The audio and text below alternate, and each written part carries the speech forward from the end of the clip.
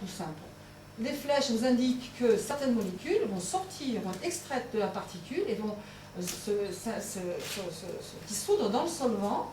Et vous voyez que cette particule conserve quand même certaines molécules dans le solvant en question. Certaines sont sorties, pas d'autres. Ce qui veut dire que selon le solvant qu'on a utilisé, vous n'allez pas tout extraire. Un solvant universel, ça n'existe pas. Vous allez forcément sélectionner certaines molécules pour l'activité que vous voudrez. Et donc, dans un premier temps, les actifs passent dans le solvant, et ensuite, le solvant s'est chargé en actif qu'il peut solubiliser. Certaines molécules, donc, ne sont pas solubles dans ce qu'on a vu.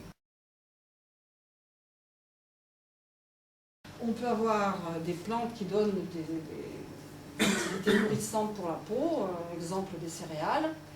Là, vous avez une mauve qui est très riche en mucilage, c'est-à-dire une molécule, une espèce de gel, qui d'ailleurs, des extraits ne sont pas faciles à faire parce que ce gel colmate les filtres, c'est vraiment un peu embêtant, mais c'est très très intéressant au niveau de la peau parce que c'est hydratant et adoucissant.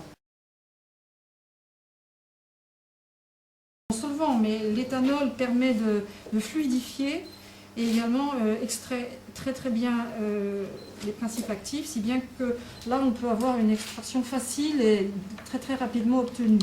Si on avait pris de la glycérine, ça aurait été une autre paire de manches. On aurait eu quelques gouttes. Voilà, et voilà la garance.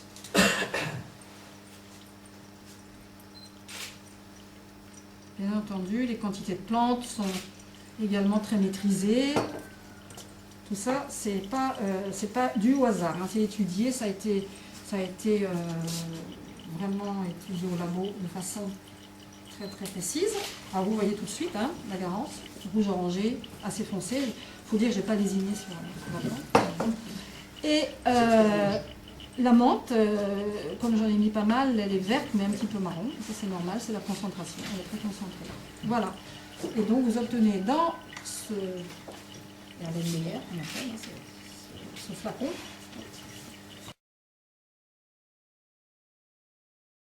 Vous allez essayer de faire sous vos yeux une petite crème cosmétique.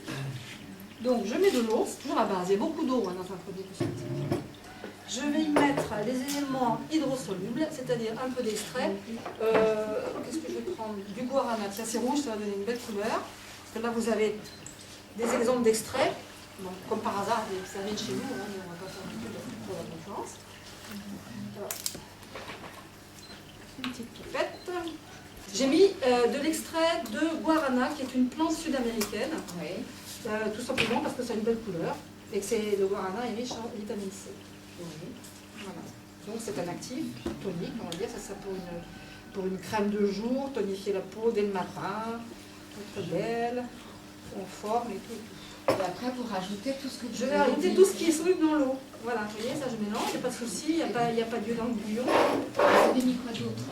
Pour l'instant, c'est tout. Maintenant, je vais mettre autre chose. De l'eau.